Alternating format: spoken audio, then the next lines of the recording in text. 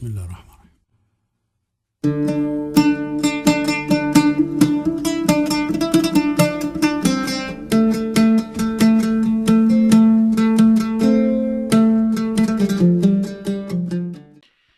Ramadan is a holy month. There are a number of them in the Islamic Arabic calendar, but it is the holiest month in which the Qur'an itself was first revealed. It's a month of fasting. Muslims fast from dawn until sunset, from food, water, even sexual relations. And in general, it's an ascetic regime of withdrawing from regular daily life, although you have to live in the world, but from regular daily life by doing without food, water, in order to really concentrate on the spiritual experience of the holy month. It's a lunar month, so it's 29 or 30 days, and it changes during the year because the lunar month is a little bit shorter than the solar month, and the lunar year is 10 to 12 days shorter, which means every year Ramadan arrives 10 days earlier, 10 to 12 days earlier. And so it cycles through the seasons. Right now, in the spring, days are kind of medium length, but at different times in the past, it has been during winter with very short days in the northern hemisphere or really long days during that period. And so there's a lot of variation with the length of the days and the seasons in which it takes place. And it can be very difficult when it moves to one of these kind of extreme periods. If you're in the northern hemisphere during the summer, the days are incredibly long. In fact, there may be some places where people live and it, is sunlight the whole time. And as a result, you could conclude perhaps that Islam was, designed for the equator, but it also has meant that there have been adjustments to how Muslims can fast in some of these new contexts that historically there are new Muslim communities residing there, which is to do the fast on Makkah time, that is Mecca, the holy city in the Arabian Peninsula, that sometimes people in, say, north of Sweden will just follow whatever the timing is for Mecca, because you have to do without food or water and any other liquids, sometimes for in excess of 15 hours in a day, 16, 17 hours. The principle or the prescribed month of fasting is established in the holy book of Islam, the Qur'an.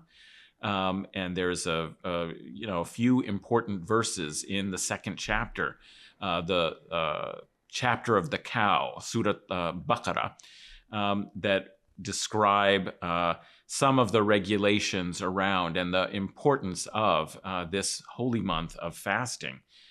For example, Bismillah ar-Rahman ar-Rahim, Shahru Ramadan alladhi unzila fihi al-Qur'an, hudal lin-nas wa bayyinati min al-huda wal-furqan.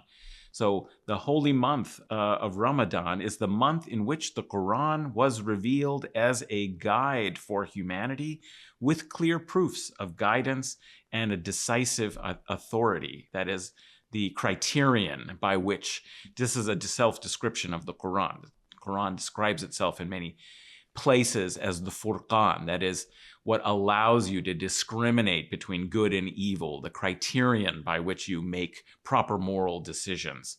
And so it also says that whoever is present should fast if they're able to, but if you're traveling or you're ill, then just make up the days, substitute for them at a different time. And if it's very difficult for you to do that, then you can feed the hungry. Instead of the fasting that you would do, you can discharge yourself of this kind of religious obligation by feeding the hungry. And the Quran concludes by saying, your Lord wishes for you ease and not hardship, right? So it's meant to be something that you can actually tolerate, which sounds like a difficult thing to do, to be able to go without food and water during the entire day for a month. And there's also a prophetic hadith that helps us understand why it is, that is a saying of Prophet Muhammad, peace and blessings upon him, that describes, what an opportunity Ramadan is for the Muslims and for the believers.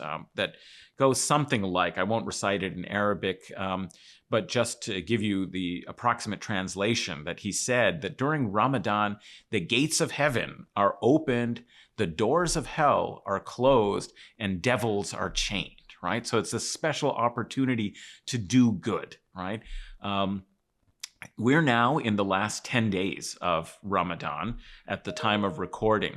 Many people during this last 10 days think that there's even an extra special benefit to doubling one's efforts, one's kind of prayers, one's reading of the Qur'an and recitation of it and good works during this period, and will often sometimes even further withdraw from the world than just fasting, but will go to a mosque for i'tikaf, seclusion, that is spending 10 days in a mosque, just dedicating yourself to prayer, fasting, contemplation, meditation, and so on. And in fact, this may be something that you may have heard of, that, for example, worshipers were denied during the last 10 days of Ramadan in al-Quds, in Jerusalem, at the Masjid al-Aqsa, when Israeli forces invaded and attacked the mosque and shot tear gas and beat worshipers there. This was something that's happened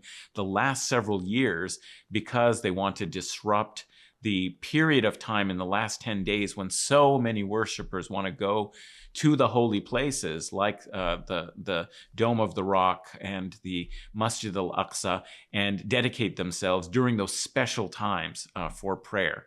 The last thing that I'll say is that there are also special prayers during Ramadan. So in addition to the 5 daily prayers that Muslims are supposed to do usually, on top of that, there are additional prayers called Tarawih prayers later at night, after the night prayer. So people spend hours sometimes after the sunset, after eating and breaking their fast, something that's called the iftar, breaking of the fast. They then, will perform the night prayer and then do these additional prayers. And one thing that people often do in some of these additional prayers is that they will have an imam, that is a prayer leader, who has memorized the entire Qur'an, is called a hafiz, that is a preserver and keeper of the text. And they will each of the nights recite 1/30 of the entire Qur'an, so that by the end of the month, they will have completed a full recitation of the Qur'an during the course of these special prayers. So the last thing to note about the last 10 days is that point about how the Qur'an was revealed during the month of Ramadan, which is part of what makes it especially holy and sacred, is that it also contains the actual night on which the Qur'an itself was revealed. It's called Laylatul Qadr, the holiest night of the Muslim calendar. Laylatul Qadr means the night of power or of decision, of fate. It's one of the odd nights of the last 10 days, like the 21st through the 29th in Sunni Islam, but it's usually thought that the 27th night is the most special night, the most likely one to actually be this Laylatul Qadr. There's a very beautiful short chapter that's recited often in prayers about this Laylatul Qadr that talks about how this special night of power is. And in fact, actually, it's interesting because the Quran gives this rhetorical question. It says to the believers, like, how can we make you understand how incredibly important Laylatul Qadr is? And then the Quran provides the answer in the next verse and says, it is better than 1,000 months. This one night is better than 1,000 months, meaning that it's more valuable to the believer to be praying and contemplating and connecting with God on that night than it would be for 1,000 months of worship, right? So it's considered very special, and Muslims really look forward to Ramadan as a whole, the last 10 days in particular, and especially to try and stay up and do prayers over the entire night. Stay up reading Qur'an on that night of decision, the night of power, Laylat al-Qadr. In Shia Islam, they think that it's actually the 19th might be the most likely. Or the 21st. They have a slightly different tradition of when you would know when Laylat al-Qadr is. But both Sunnis and Shi'is fast during Ramadan and look forward to Laylat al-Qadr.